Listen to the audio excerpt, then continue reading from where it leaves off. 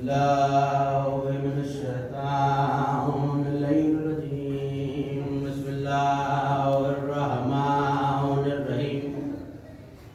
الحمد لله الذي هدانا لهذا وما كنا لنهتدي لولا أن هدانا الله. والصلاة والسلام على أشرف الأنبياء والمرسلين خاتم النبيين سيدنا وشفيع ذنوبنا وطبيب نفوسنا وحبيب قلوبنا مولانا بالقاسم محمد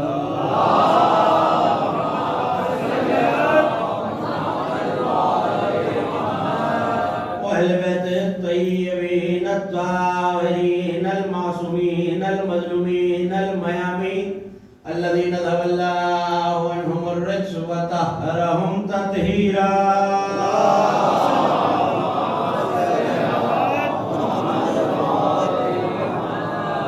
ولعنة الله على أعدائهم ومنكر فضائلهم ومناقب بالأجمعين من يوم دعوتهم وظلمهم إلى يوم الدين. أما بعد فقد قال الله سبحانه وتعالى في محكم كتابه المجيد وفرقانه الحميد وهو أصدق القائلين وقوله الحق.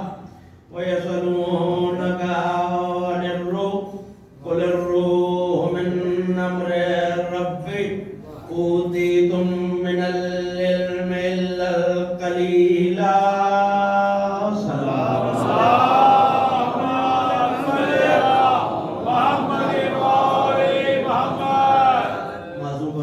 بلند آواز سے درود پڑھنے سے دلوں سے کینہ اور نفاق دونوں دور ہو جاتے ہیں.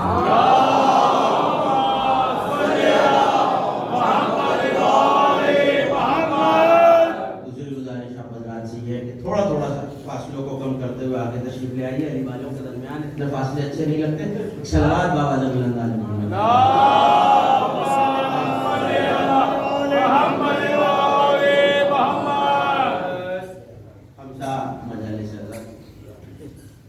پہلی تقریر امام بارگاہ حسینی مشن میں سماعت فرما رہے ہیں. بسلسلہ شہادت کوثر نبی صدیقہ کبریٰ بذات رسول اللہ جناب فاطمہ الزہرا صلوات اللہ وسلم.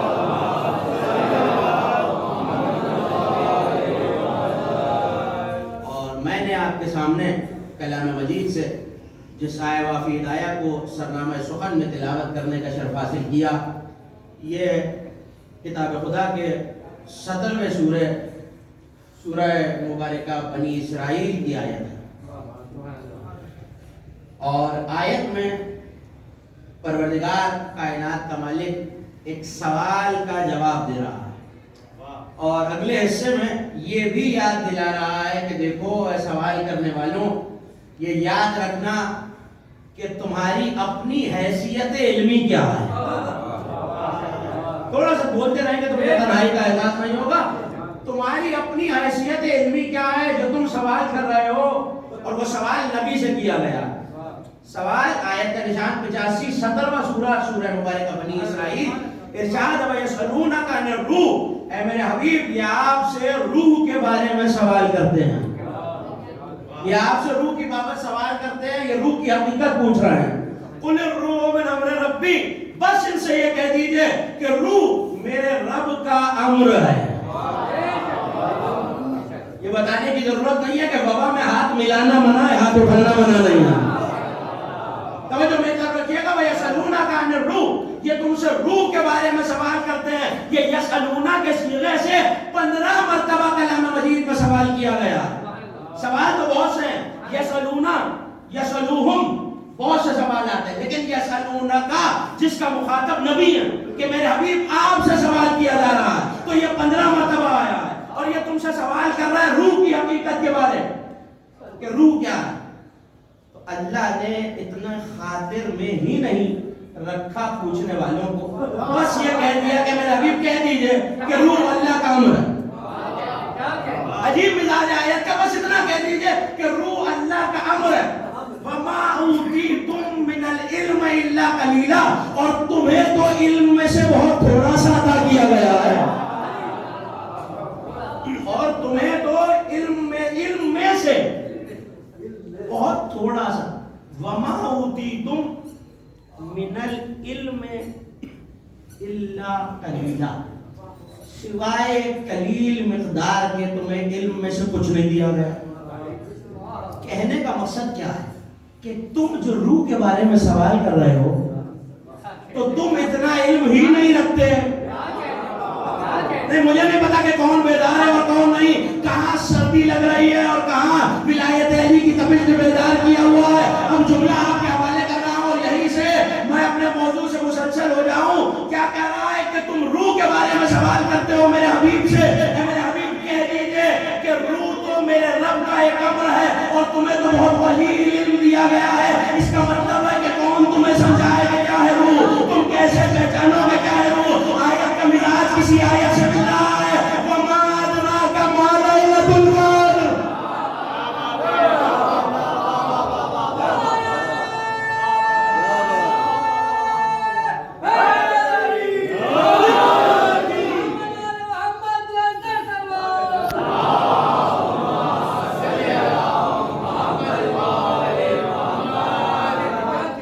قرآن میں پروردگار کہہ رہا ہے کہ یہ قرآن جو ہے اس کا بعض حصہ بعض کی تفسیر کرتا ہے. اس کا ایک حصہ دوسرے کی تفسیر کرتا ہے.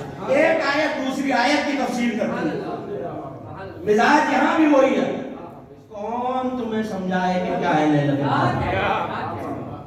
تم تو علم ہی نہیں رکھتے، تمہیں کیا خبر لیلۃ القدر کیا ہے. یہاں بھی وہی کہہ رہا ہے، تمہیں کیا خبر کہ روح کیا ہے، تمہیں تو بہت تھوڑا علم دیا گیا ہے. تقریب باتیں ایسی ہیں اور کچھ سوالات ایسے ہیں جو اپنے آپ میں آیت میں پیدا ہوتے ہیں. اور اگر میرے سامعین متوجہ ہیں تو میں ایک سوال کرنا چاہتا ہوں، کیونکہ گفتگو ہی سوال سے شروع کی ہے.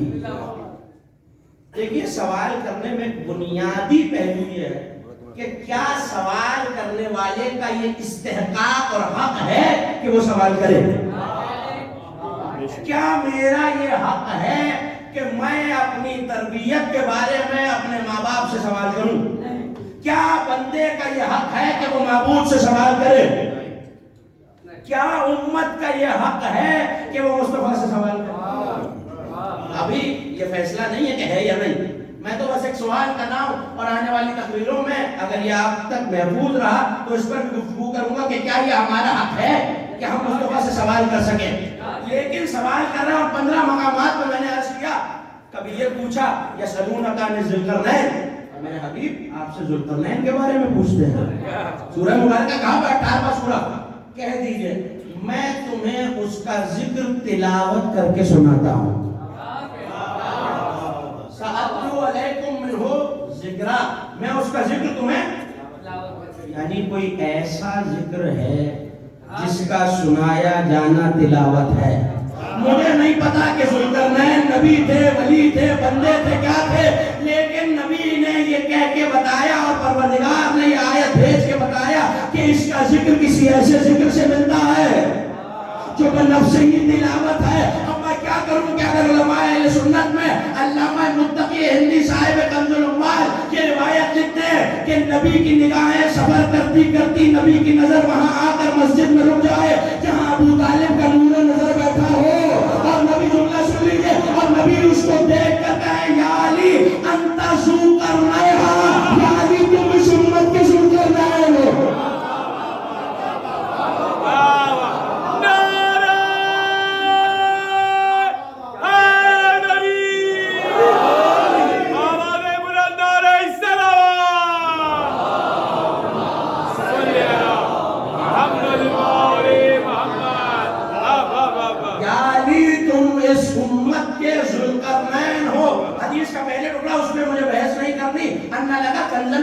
تمہارا جنت میں خزانہ اور تم اس کے ذوالقرنین.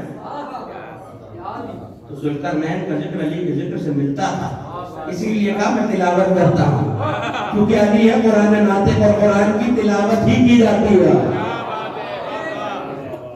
دوسرے مقام پر سوال کیا وَيَسْأَلُونَكَ عَنِ الجِّبَالِ، میرے ابھی بھی آپ سے پہاڑوں کے بارے میں سوال کرتے ہیں۔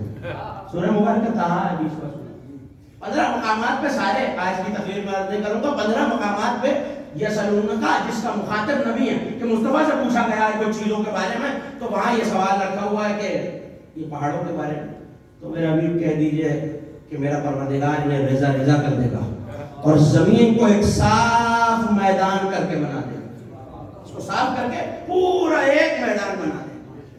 پھر سوال کیا یسألونک عن الساعۃ، اے میرے حبیب یہ آپ سے قیامت کے بارے میں سوال کرتے ہیں۔ سورہ مبارکہ اعراف 7واں سورہ، پریشان تو نہیں ہو رہا آپ لوگ؟ سوال میں صلوات اتنی بلند پڑھ دیجیے۔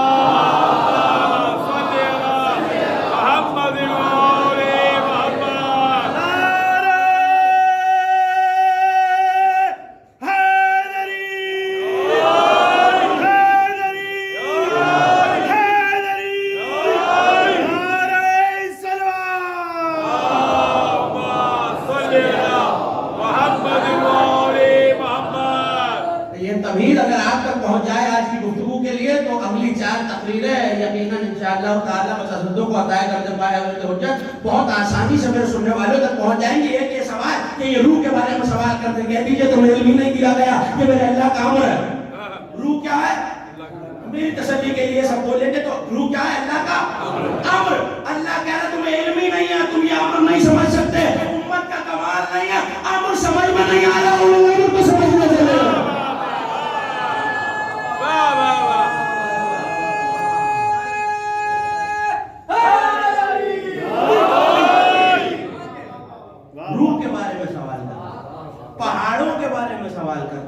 ذوالقرنین کے بارے میں سوال کرتے ہیں، میرے حبیب یہ تم سے قیامت کے بارے میں سوال کرتے ہیں، تو کہہ دو اس کا علم صرف میرے پروردگار کو ہے۔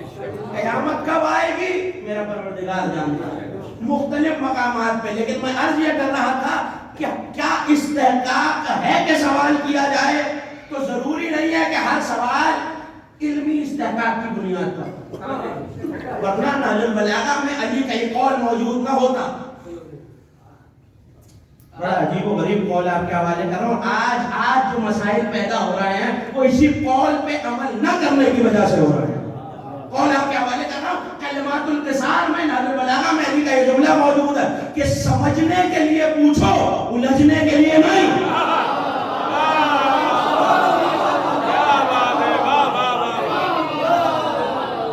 سمجھنے کے لیے، جملہ سنیے آگے، جملہ بڑا ہے، سمجھنے کے لیے پوچھو، الجھنے کے لیے نہیں۔ وہ جاہل، توجہ، وہ جاہل جو سمجھنے کے لیے پوچھنا چاہتا ہے مثل عالم کے ہے، وہ جاہل جو سمجھنے کے لیے پوچھ رہا ہے، اس کی مثال عالم کی ہے۔ وہ ایک نہ ایک وقت پہ جاننے کے لیے پوچھتا رہا تو عالم بن جائے گا، لیکن وہ عالم، ذرا آنکھ بند کر کے تصور کر لیجئے، وہ عالم جو الجھنے کے لیے پوچھ رہا ہے مثل جاہل کے ہے۔ تو آپ نے سن لیا، وہ عالم جو الجھنے کے لیے پوچھ رہا ہے مثل جاہل کے ہے، اور وہ جاہل جو سمجھنے کے لیے پوچھ رہا ہے مثل عالم کے ہے۔ علی کے فضائل پہ سوال اٹھانے والے یہ یاد رکھیں، علم کا غرہ نہ ڈوبے گا کہ جاہل ہو جاؤ گے۔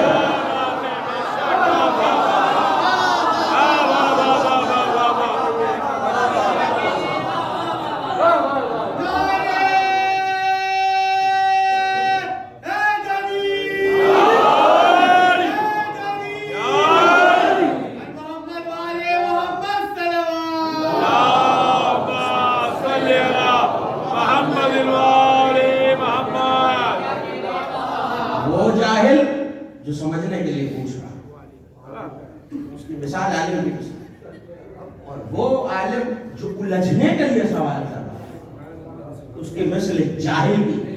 اس کا مطلب ہے کہ سمجھنے کے لیے سوال کیا جائے، الجھنے کے لیے نہیں۔ تو ذرا قرآن پہ دیکھتے چلیے کہ کون سے سوال سمجھنے والے ہیں۔ بھائی آپ کو علی نے بتا دیا نہج البلاغہ میں کون سے سوال، یاد رکھیے کہ جو آیت میں نے سرنامہ شمل میں تلاوت کی، روح کے بارے میں سوال کرتے ہیں اور کہہ دیجئے روح اللہ کا امر ہے، مجھے اپنی ممدوح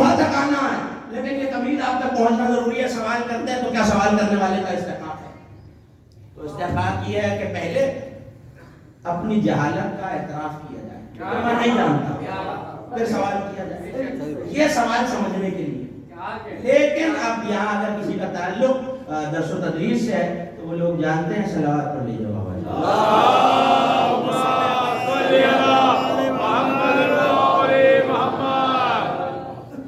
اگر کسی کا تعلق درس و تدریس سے ہے تو وہ جانتے ہیں، اور ہمارے اساتذہ نے بھی ہم سے کہا، اور بزرگ تشریف فرمان، کہ جب سوال کرنے کے لیے طالب علم ہاتھ اٹھاتا تو اس کی باڈی لینگویج یہ بتا دیتی ہے کہ وہ سمجھنے کے لیے پوچھ رہا ہے یا استاد کا امتحان لے رہا ہے۔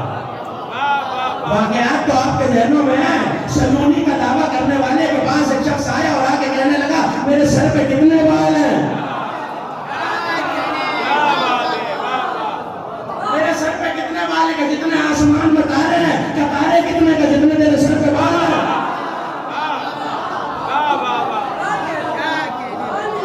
جانتے پلٹ کے علی نے کیا کہا کہ یہ چھوڑ دے، یہ چھوڑ کے آسمان میں تارے کتنے ہیں اور سر پہ بال کتنے ہیں؟ ایک اور کام کی بات بتاؤں، تیرے گھر میں میرے حسین کا قاتل پڑ رہا ہے۔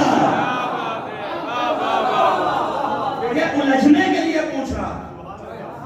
اگر الجھنے کے لیے پوچھو گے تو بنی اسرائیل الجھنے کے لیے پوچھ رہے تھے، اللہ نے تو بس ایک گائے مانگی تھی۔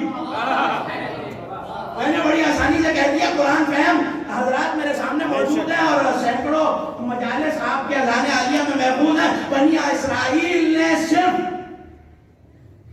مانگی تو ایک گائے تھی، کس رنگ کی ہو مالک، کیا عمر ہو، کیا وزن ہو۔ پتہ چلا کبھی کبھی سوال کرنے والا خود الجھتا جاتا ہے۔ جانتے ہیں کسی نے آ کے انہوں نے اخبار رضا سے روایت آپ کے حوالے کر رہا ہوں، آ کے امام سے یہ پوچھا مولا یہ بتائیے علی کی ولایت اور فضائل کی حدود کیا ہے؟ کہ یہ سوال ویسا ہی ہے جیسا بنی اسرائیل نے کیا تھا۔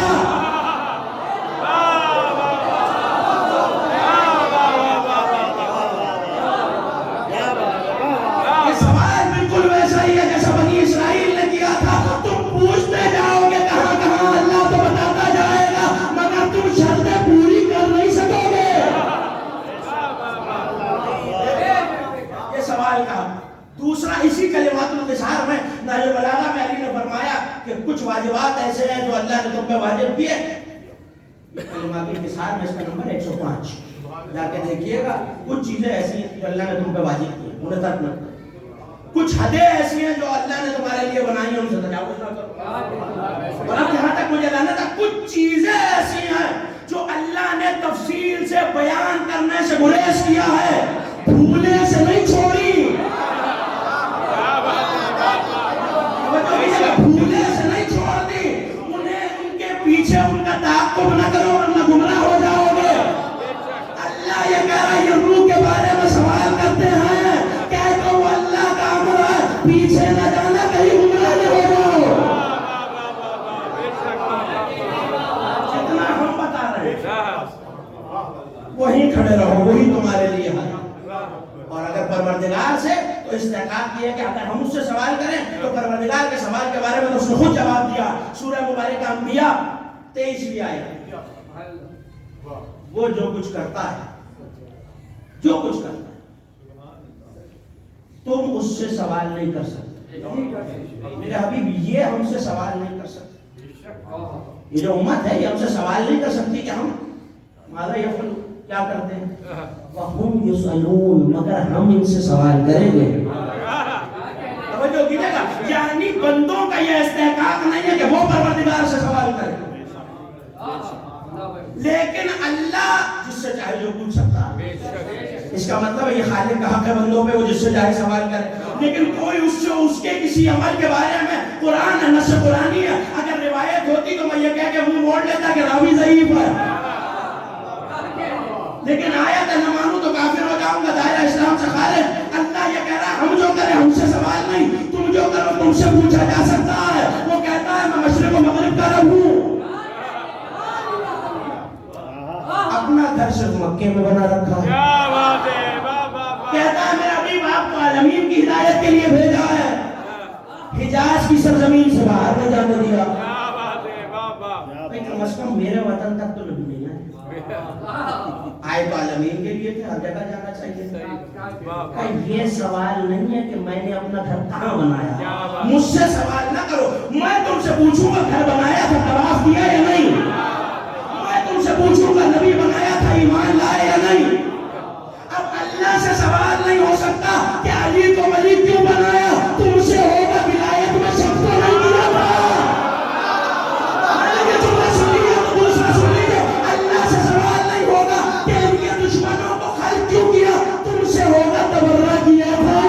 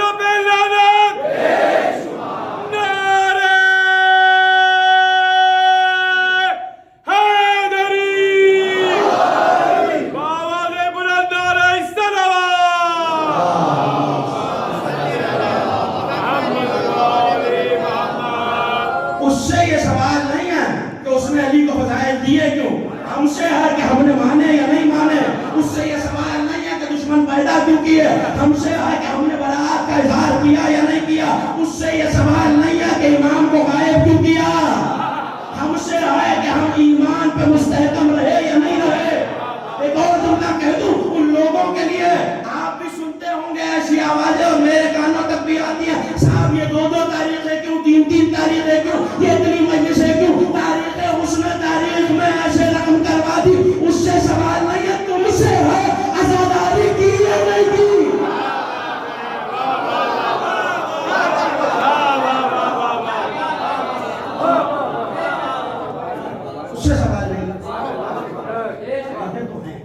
اور اس میں یہ اس وقت موضوع نہیں ہے کہ یہ اتنی تعریفیں ہونے کی وجوہات کیا ہیں، قبر کا مقام نہ ہونے کی وجوہات کیا ہیں، یہ سب اللہ کے راز ہے. لیکن اس وقت موضوع سوال یہ ہے کہ اللہ سے سوال کیا جا سکتا ہے یا نہیں. تو اس بات کی تو نفی ہو گئی کہ اس سے سوال نہیں ہو سکتا.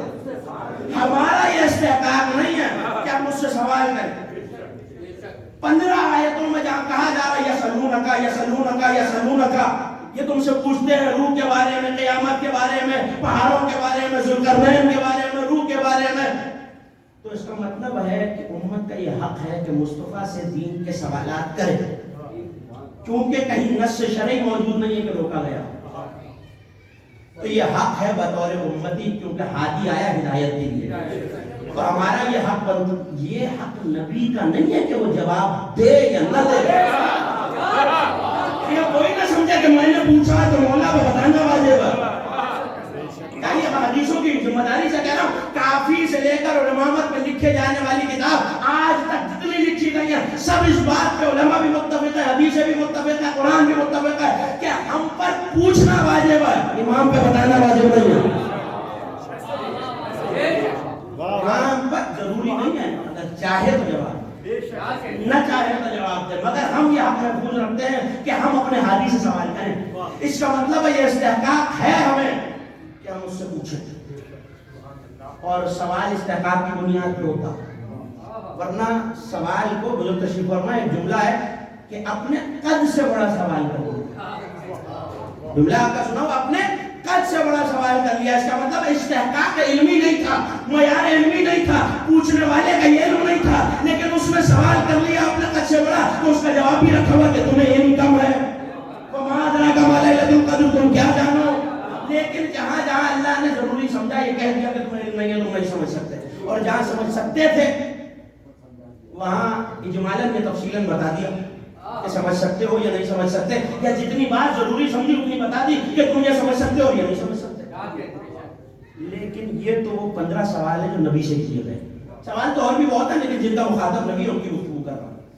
کچھ سوال ایسے ہیں جو بندوں نے نبی کے وسیلے سے اللہ سے پوچھے. ظاہر نبی سے پوچھنا، اللہ سے پوچھنا. ایک سوال ایسا ہے جو اللہ بندوں سے کرے گا اگر اجازت ہے تو آئے گا. یہی سورہ مبارکہ بنی اسرائیل 36 کی آیت. ان السمع والبصر والفؤاد کل اولئک عنہ مسئولا.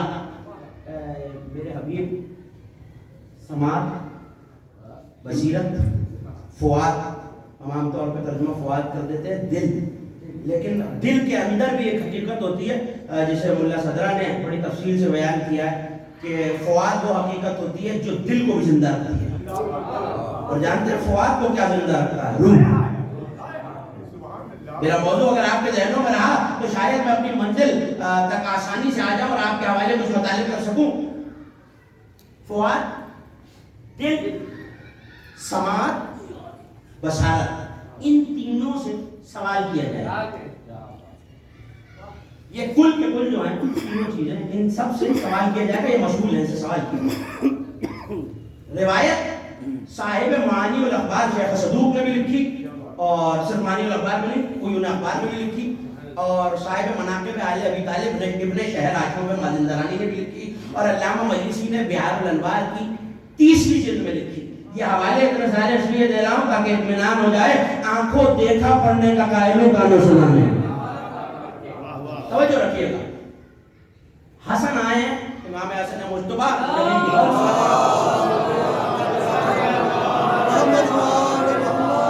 صلاۃ اور صلوات باجماعت پڑھی جائیں تو ثواب زیادہ ہوگا.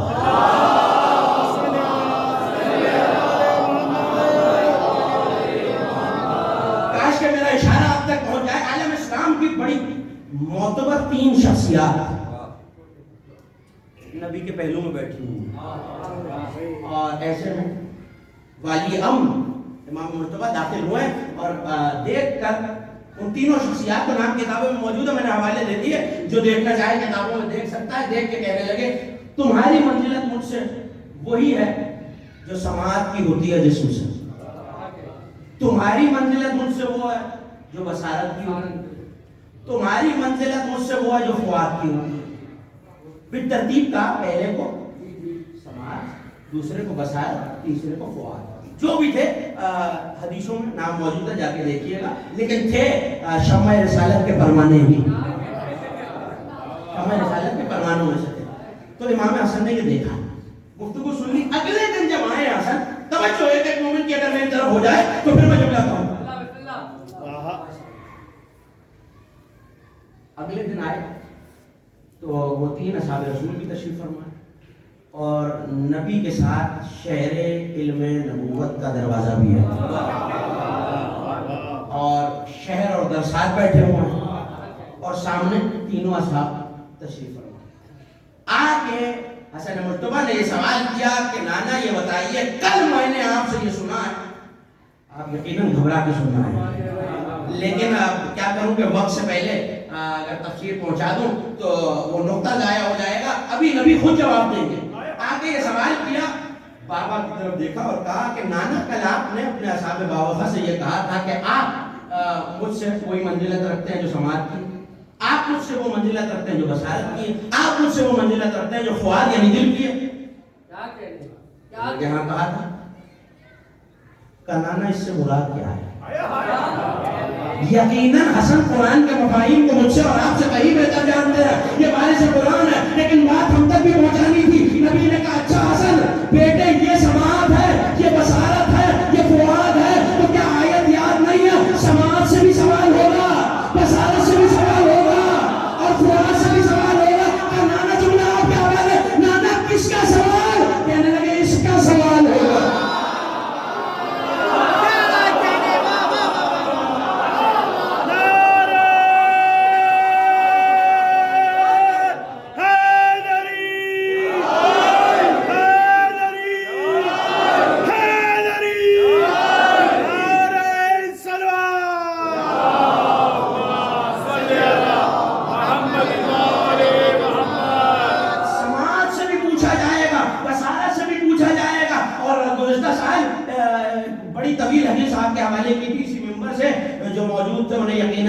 سماعت کا حق کیا ہے، زبان کا حق کیا ہے، بدن کا حق کیا ہے، دل کا حق کیا ہے. دل کا حق ہے کہ وہ مطمئن رہے، زبان کا حق ہے کہ گواہی دے،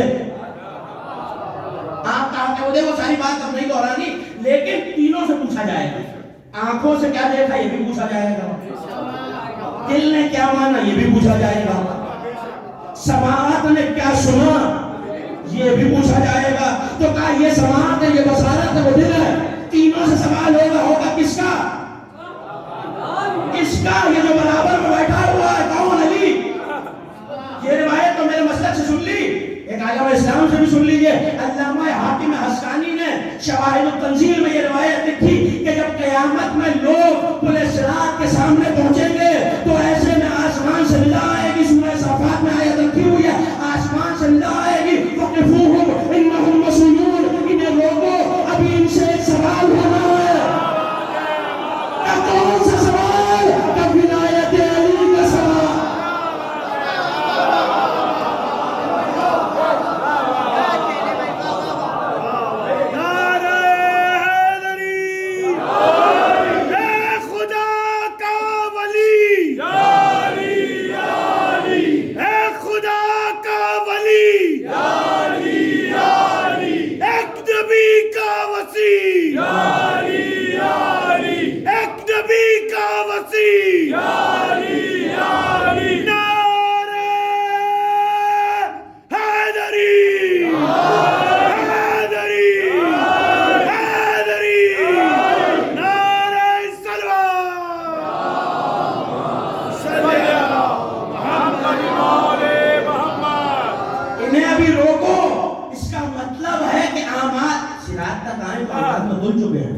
میزان میں لگ چکا ہے، میزان سے اعمال گزار کے آ رہے ہیں. شفاعت نصیب ہو گئی ہے تو یہاں تک پہنچے ہیں. شفاعت کاملہ نہیں، شفاعت جزوی، دونوں میں فرق ہے اور کبھی عرض کروں گا. لیکن اس وقت ایک حصہ شفاعت پر مل چکا ہے، اعمال کھل چکے ہیں. اعمال صالحہ زیادہ تھے برائیوں سے تو صراط تک آنے کی نوبت آئی ہے. اس کا مطلب ہے کہ اعمال تو موجود ہیں مگر صرف اعمال اس قابل نہیں ہے کہ تنہا پل صراط پار کرا دیں. پروردگار کہہ رہا یہی روکو، یہی سوال کیا جائے گا. تو یہاں روک کے دو باتیں، اب یا تو ان کا سوال کا جواب ٹھیک ہوگا، اسی تو کوئی صورت تائید کرتے رہیں گے تو منزل آسان ہو جائے گی. تیسری کوئی صورت نہیں ہے، یا سوال کا جواب صحیح ہوگا یا غلط ہوگا. صحیح ہوگا تو نتیجہ یہ کہ پل صراط پار کر جائے. غلط ہوا تو کیا ہوگا؟ بتاؤں کیا ہوگا؟ اجازت ہے؟ جب تک سب نہیں بولیں گے گفتگو آگے نہیں بڑھے گی. امام خازنوی جن کا تعلق میرے مسلک سے نہیں ہے، انہوں نے لکھا ہوگا کیا؟ گزریں گے تو صراط سے مگر صراط پہ کرسی بھی ہوگی جس میں کوئی بیٹھا ہوگا، تلوار زانو پہ ہوگی اور وہ آنے والا جہنم سے کہہ رہا ہوگا اے جہنم کی آگ یہ تیرا ہے یہ میرا ہے یہ تیرا ہے.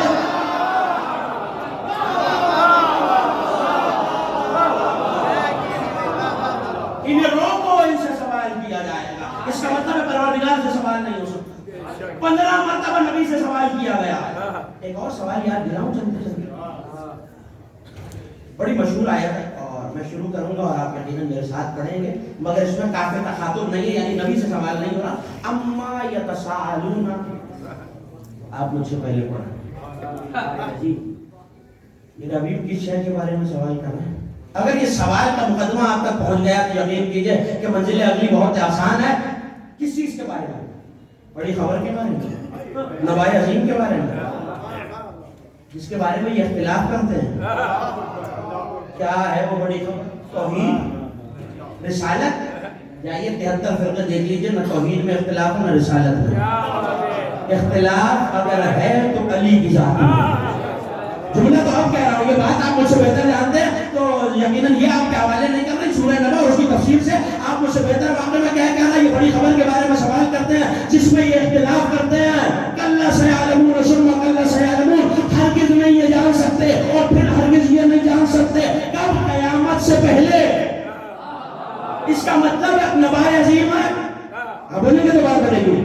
جناب امیر، نبائے عظیم لقب ہے جناب امیر کا، اور یہ 73 فرقے کے علماء نے لکھا. علماء اہل سنت نے بھی اور علماء تشیع نے بھی، علماء اہل سنت نے بھی علماء تشیع نے بھی کہ نبائے عظیم ہے علی. علی کے بارے میں اختلاف ہے، قیامت سے پہلے جان نہیں سکتے. اگر جاننے کا دعویٰ کیا تو پروردگار کے دعوے کو چیلنج ہوگا کہ ہم قیامت سے پہلے جان گئے ہیں. جب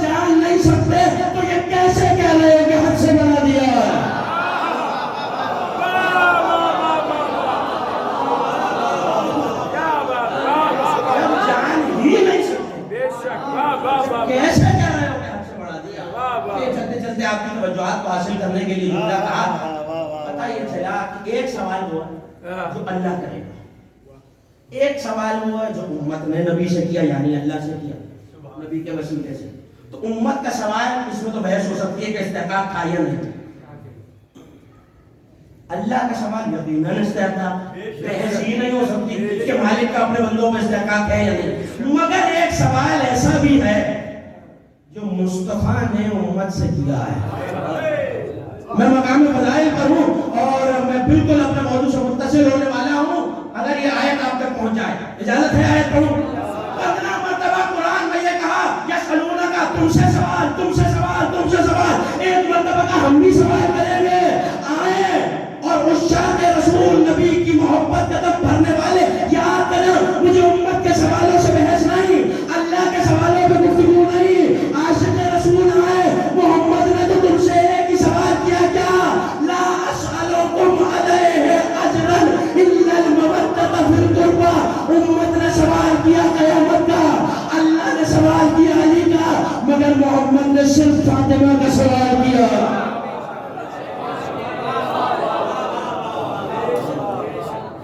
نے سوال کیا قیامت کا, پہاڑوں کا, علی کا. اور یہ ایک الگ بات ہے کہ ان 15 کے 15 سوالوں میں بالواسطہ یا بلا واسطہ کہیں نہ کہیں رب علی کا. امت نے سوال کیا علی کے بارے میں, اللہ پوچھ رہا ہے علی کے بارے میں. مگر آئے عاشقان رسول مصطفیٰ نے تو سوال یہ کیا قربا. ترجمہ کرنے والوں نے ترجمہ کیا یہ اقربا سے, اقرب سے. اقرب کی مؤنث ہے قربا. اقرب جیسا میرے قریب تشریف فرما ہے, میں نے کہا بالکل قریب صیغہ مبالغہ ہے. اقرب توجہ کیجیے میں مقام فضائل کروں. اقرب بہت زیادہ قریب. اگر اسی جگہ تانیث کے صیغے سے مؤنث کے صیغے سے بات تو وہاں ترجمہ کیا جائے گا قربا. ایک بیوی جو بہت زیادہ قریب ہے. صلوات علی محمد کی ذات پر بلند آواز سے پڑھیے.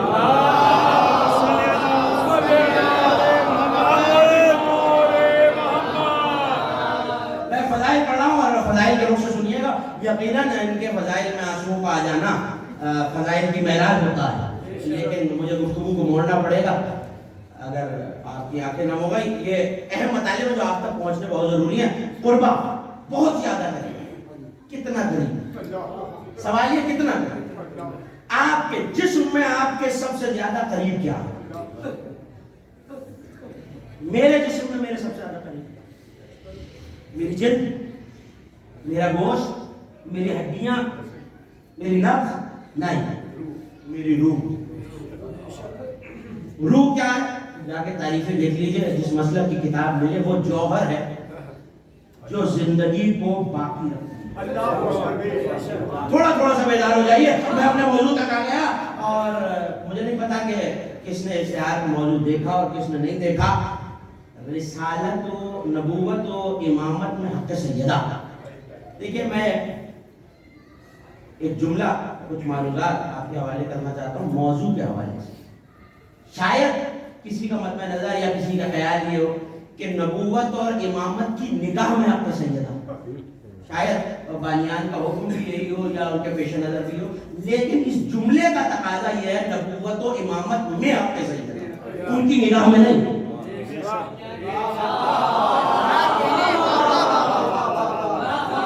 مجھے نہیں پتا کہ کون کرونا سے گھبرایا ہوا اور کون ذکر آل محمد سننے آیا ہوا.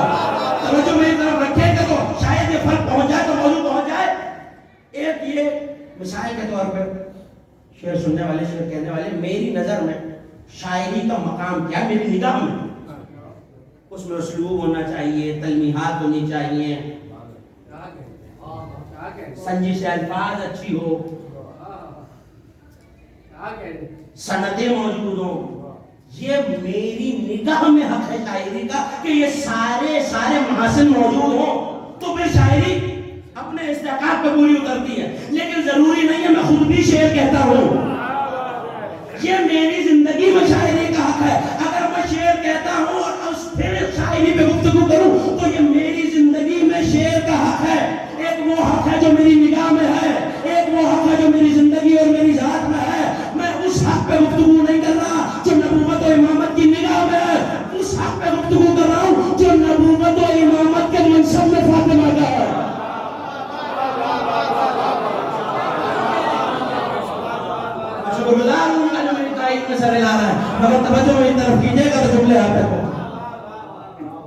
نبوت و امامت میں حق سیدہ، میری روح، میں یہاں بیٹھا ہوں، آپ داد دے رہے ہیں، مسکرا رہے ہیں، ماشاءاللہ سبحان اللہ، میں اتروں گا، یہ بزرگ سر پہ ہاتھ رکھیں گے، کوئی معانقہ کرے گا، کوئی مصافحہ کرے گا، کوئی پیار کرے گا، کوئی محبت سے پیش آئے گا، لیکن تصور کر لیجیے کہ یہیں بیٹھے بیٹھے میری روح میرا جسم چھوڑ دے، تصور کر لیجیے، بہت تو بڑا ہے، کہیں بھی آ سکتی ہے، اور اس سے بہتر کون سی جگہ ہے جہاں کچھ لوگ آئے تھے امام کے پاس اور آ کے کہتے کہ مولا ہم حسین کی بارگاہ کربلا جاتے ہیں، موضوع نہیں ہے ورنہ تفصیل سے عرض کرتا، ہماری کشتیاں دریا میں الٹ جاتی ہیں، تو کیا کرتا بچوں جو ظاہر حسین بیٹھے ہیں ان کی نظر کر رہا ہوں، جو نہیں گئے اسی کے طفیل، مولا آپ کو اتباع تزالیات کی زیارت سے مشرف فرمائے، کہ مولا ہم زیارت کو جاتے ہیں، ہمیں دریا عبور کرنا پڑتا ہے، کشتی الٹ جاتی ہے، کیا کریں؟ نہ جایا کریں کہ ایک مومن کی توجہ، کیوں نہ جایا کرو؟ تمہاری کشتی دریا میں نہیں الٹتی، جنت میں الٹتی ہے۔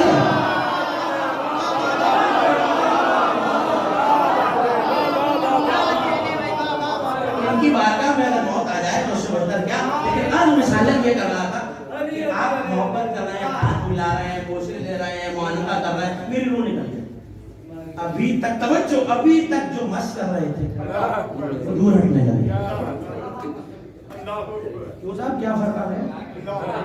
اب اسد علی زیدی وہ اسد علی زیدی نہیں ہے، اب ذاکر اہل بیت نہیں ہے، میرے بھائی شریعت کا مسئلہ ہے، اگر میت کو مس کر لے تو مسلم سے میت واجب ہو جاتا ہے، پتہ نہیں کیا سن رہے ہیں، میت کو مس کر لے تو مسلم سے میت واجب ہو جاتا ہے، تو پتہ کیا چلا قیمت تو روح کی، روح نکل جائے تو بے قیمت نہیں، میں وقت یاد دلا دوں، وَإِذَا سَوَّيْتُهُ وَنَفَخْتُ فِيهِ مِن رُوحِي، پتلا تو بنا ہوا تھا آدم کا، سجدہ تب ہوگا جب روح آئے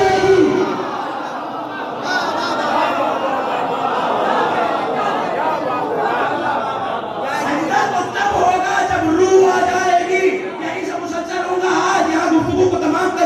لیکن یہ جملہ تو سن لیجئے، آدم کا جسد موجود ہے، سجدہ تب ہوگا جب روح آ جائے گی۔ اس کا مطلب ہے قیمت جسم کی نہیں ہوتی، ڈھانچے کی نہیں ہوتی، پیکر کی نہیں ہوتی، روح کو ہوتی ہے۔ میں تو سجدہ آدم کے دن ہی سمجھ گیا تھا کہ روح آتی ہے تو سجدہ ہوتا ہے، یہی تو وجہ ہے کعبہ تو ازل سے تھا، 13 رجب کو روح آئی تو سجدہ ہوا۔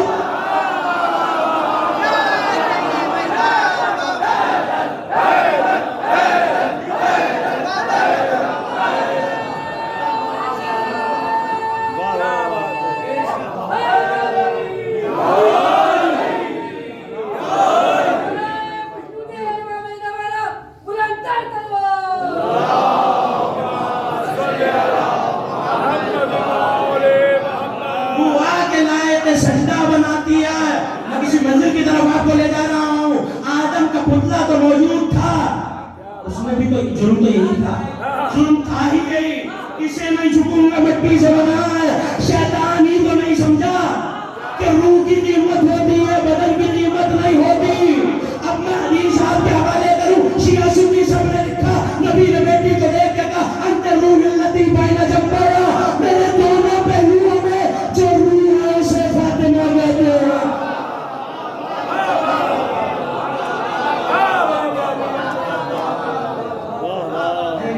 آپ نے داد دی میں شکر گزار ممنون، لیکن فیصلہ تو کرتے چلیے، کریں گے فیصلہ میرے ساتھ۔ حضرت آدم کے پیکر کا انکار تھا، کیوں روح کو نہیں جانتا تھا، سیدہ ہے روح کسی ہمہ شمع کی نہیں، محبوب خدا کی، آخری نبی کی، سید الانبیاء کی، وجہ تخلیق کائنات کی، جو روح کو نہ مانے، میں تو آدم کے سجدے والے دن فیصلہ کر بیٹھا تھا، آپ کی نظر کر رہا ہوں، جو روح کو نہ پہچانے وہی تو شیطان ہوتا ہے۔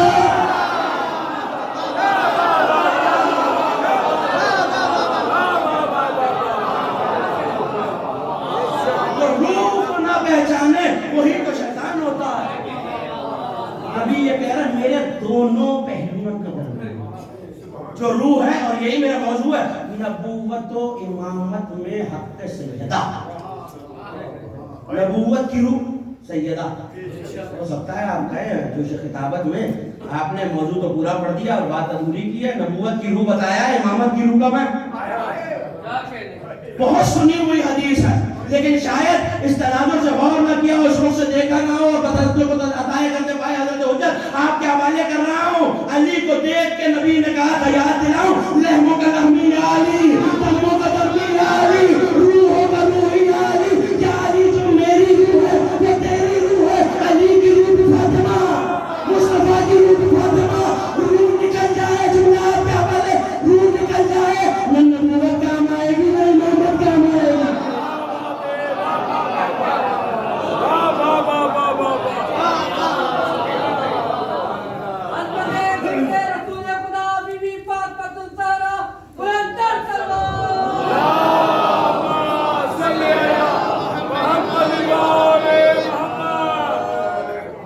اگر روح چلی جائے تو جسم مردہ ہے، اگر مبدت سیدہ جدا کر لیں، آنے والے راتوں میں اور تقریروں میں تفصیل سے بحث کروں گا، اور میں ابھی بہت آسان بحث کا گفتگو کر رہا تھا، اور کل مجھے بڑے دقیق اور ادق مسائل کی طرف جانا ہے جن پہ جس سے اکثر سماعتیں ناشنا بھی ہیں، اور شاید اس رخ سے اس آیت میں گفتگو نہیں ہوتی، لیکن موضوع میرا روح ہی ہے، روح تھی۔ لیکن روح کیا فرمایا نبی نے؟ میرے دونوں پہلوؤں کے درمیان، اب جا کے علماء سے پوچھیں روح، شاید میں کسی اور مجلس میں یہ بات کرتا آنے والی مجالس میں، لیکن آج سن لیجیے، روح بدن کے اندر نہیں ہوتی۔ ممبر سے کہہ رہا ہوں، بڑی ذمہ داری سے کہہ رہا ہوں، اور آپ کو دیکھ کے پڑھنے کا قائل ہوں، روح جسم کے اندر نہیں ہوتی۔ الروح فی الجسد کالمعنی فی اللفظ، روح جسم کے ساتھ ایسے ہے جیسے الفاظ کے ساتھ معنی ہوتے ہیں۔ ایک حدیث پڑھی، اور ابھی میں نے تفسیر معصوم بیان نہیں کی کہ وہاں روح کسے کہا گیا ہے، وہ آنے والی مجالس میں انشاءاللہ کل اور پرسوں بیان کروں گا کہ اس آیت میں یسألونک عن الروح میں روح کیا ہے، یہ تو قرآن کے والے سے بتائیں گے، لیکن روح الفاظ کے ساتھ جیسے معنی ہوتا ہے ویسے روح ہوتی ہے۔ اب مجھے اتنا بتا دیجئے کہ کیا معنی الفاظ کے اندر رہتے ہیں؟ پریشان ہو رہے ہیں آپ، لیکن کبھی کبھی ایسے مشکل مطالب آپ کے حوالے کریں تو انہیں محفوظ کیا کیجئے، ان بزرگ تشریف فرمائے جو مفاہیم کو مجھ سے بہتر سمجھتے ہیں، لیکن نوجوانوں کے لیے پڑھ رہا ہوں اور انہیں تک بات پہنچانی ہے۔ معنی لفظ کے اندر نہیں ہوتے، ایسے ہی روح بدن کے ساتھ ہوتی ہے جیسے معنی۔ میں نے لفظ پانی کہا، آپ کے ذہن میں تصور آ گیا ہے، اس کا مطلب ہے معنی پانی کے لفظ میں موجود نہیں تھے، معنی اس کے ساتھ موجود تھے، یہاں لفظ کی بازگشت ختم نہیں ہوئی۔ میں نے لفظ منبر کہا، آپ کے ذہن میں آ گیا، میں نے علم کہا، آپ کے ذہن میں آ گیا، اس کا مطلب ہے کہ معنی اس کے ساتھ ساتھ موجود ہے۔ میں اور آپ اور اس دور کے طبیب جو بات جانتے ہیں کہ علم اول رکھنے والے وہ بات نہیں جانتے، مصطفیٰ نے کیسے کہہ دیا میرے دونوں پہلوؤں کے درمیان ضرورت ہے۔ آغا حسین وحید خراسانی زندہ مجتہد، ابھی 100 برس کی عمر مکمل کی ہے، اور پروردگار اس وقت ایام فاطمیہ کی جو آزاداری قم ہے اس کے بانی خود وحید خراسانی، انہوں نے اپنی کتاب حلقہ وصل میں یہ جملہ لکھا، انہوں نے کہا تم سمجھے ہی نہیں نبی کس پہلو کی بات کر رہے ہیں۔ عجیب جملہ آپ کے حوالے کر رہا ہوں، تقریر یہیں سے مصائب کی طرف اٹھ جائے گی، کس پہلو کی طرف بات کر رہا ہے؟ کہنے لگے نبی کی زندگی کا ایک پہلو ہے نبوت، وہ تو سب جانتے ہیں، مگر دوسرا پہلو ہے ولایت۔ قرآن میں یہ آیت رکھی ہوئی ہے اللہ تمہارا ولی، اس کا رسول، بولے کہ تو بات بنے گی، ذکر آل محمد میں بولنے سے ہوتا کچھ نہیں، انسان کا قبیلہ پہچانا جاتا ہے، تبھی تو علی کہہ رہے تھے بولے تاکہ پہچانے جاؤ۔ دوسرا تمہارا رسول تمہارا ولی، تیسرا وہ جو حالت رکوع میں لگا دے یعنی علی۔ اس کا مطلب ہے نبی کی زندگی کا ایک پہلو، ایک منصب نبوت ہے، ایک ولایت ہے۔ اب جو سن لیجئے آغا وحید کا جملہ، اور تقریر یہیں سے مصائب کی طرف مڑ جائے گی۔ وہ کہتے ہیں ذرا مباہلے کی میدان کی طرف آؤ، روح ہے پہلوؤں کے درمیان، آگے آگے نبوت جا رہی ہے، پیچھے پیچھے ولایت آ رہی ہے، درمیان میں روح ہے۔ انہوں نے کہا یہی اشارہ قرآن میں تھا، اب نہ آگے، انفسنا پیچھے، نسانا بیچ میں، کیونکہ روح بیچ میں ہی آتی ہے۔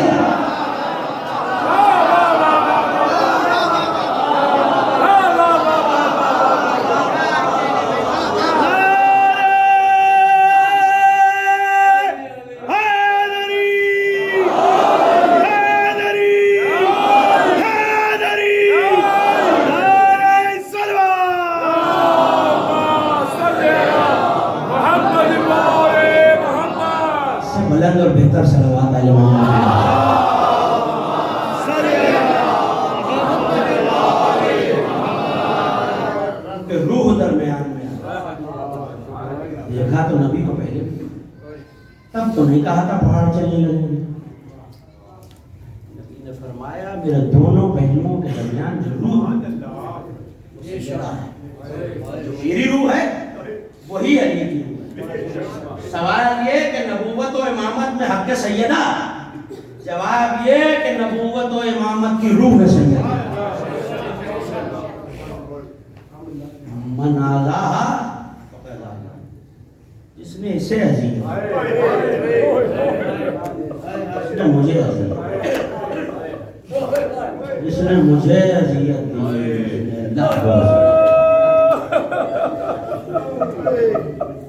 فضا روایت کرتی ہیں دوپہر کا وقت ہے اور سورج سوا نیزے پہ، اور مصطفیٰ کی عادت ہے کہ مسجد جاتے ہوئے بھی سیدہ کے دروازے پہ سلام کرتے ہیں، مسجد سے آتے ہوئے بھی سلام کرتے ہیں. ایسے میں نبی سیدہ کے دروازے پہ رکے اور سیدہ مہوخواب دستک دی تو فضا نے آ کے دیکھا سرور کونین سرکار اندر تشریف لائیے. فضا سنیں گے آپ کی آنکھوں نے اشکوں کا وضو کر دیا. کہنے لگے نہیں، جب تک فاطمہ اجازت نہیں دیں گی. جو پرسہ دینے کے لیے آیا ہے یہ جملہ رونے کے لیے بہت آتا، یہ بتانے کی ضرورت نہیں ہے آج تک تیرا معصوم پرسہ لینے کے لیے آیا. وہ بیٹا بھی پرسہ لینے کے لیے آیا ہے جس کے بارے میں ماں نے کہا تھا میرے بچے کو روئے ہوئے کون. پروردگار ان بلند ہوتی ہوئی آوازوں کو مقدمہ سیدہ میں شمار فرمائے. آپ کا کوئی امام ایسا نہیں ہے جس نے یہ نہ کہا ہو کہ ایسے رویا کرو جیسے بوڑھی ماں. سجدے میں سر رکھ کے چھٹے امام یہ کہا کرتے پھر پالنے والے ان چیخوں پہ رحمت نہ کرنا. ارے یہ تو وہ مصیبت ہے جس پہ علی جیسا صابر چیخ رہا ہے. جب تک فاطمہ اجازت نہ دیں گی میں داخل نہ ہوں گا. کہ یا رسول اللہ بی بی تو مہوخواب ہیں، کہ ہم انتظار کریں گے. دیکھو فاطمہ کو جگہ مت دینا جب تک فاطمہ جاگ نہ جائے. کائنات کا نبی دروازے پہ کھڑا ہے.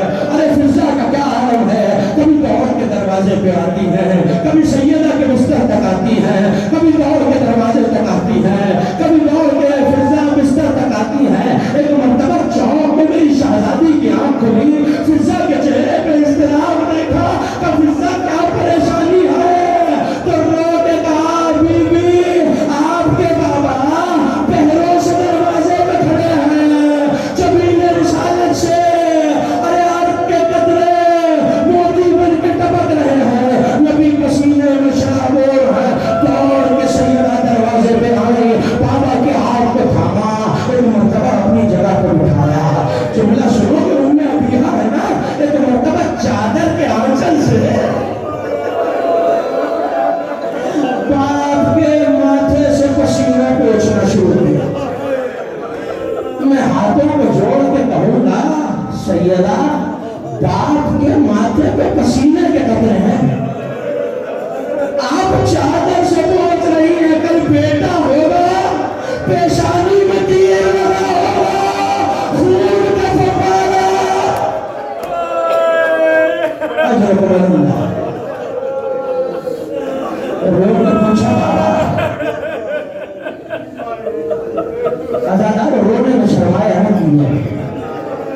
یہ اس مظلومہ کا تذکرہ ہے جسے مدینے والوں نے رونے نہیں دیا. آگے یہ کہا جاتا تھا ابوالحسن سیدہ سے کہو یا دن کو رو لیا کیجئے یا رات کو رو لیا کیجئے. قسمت آل محمد کی بیٹیوں کی مدینے میں فاطمہ روئی تو رونے نہ دیا گیا، شام میں سکینہ روئی تو تماچے. اجرکم اللہ. ہو گئی مجلس، آپ رو لیے. ایک مرتبہ رو کے کہا بابا بھلا ایسا بھی کوئی کرتا ہے، آپ کی بیٹی کا گھر تھا، اجازت کی ضرورت کیا تھی، داخل ہو جاتے. تو ایک مرتبہ کہنے لگے فاطمہ میں تو داخل ہو جا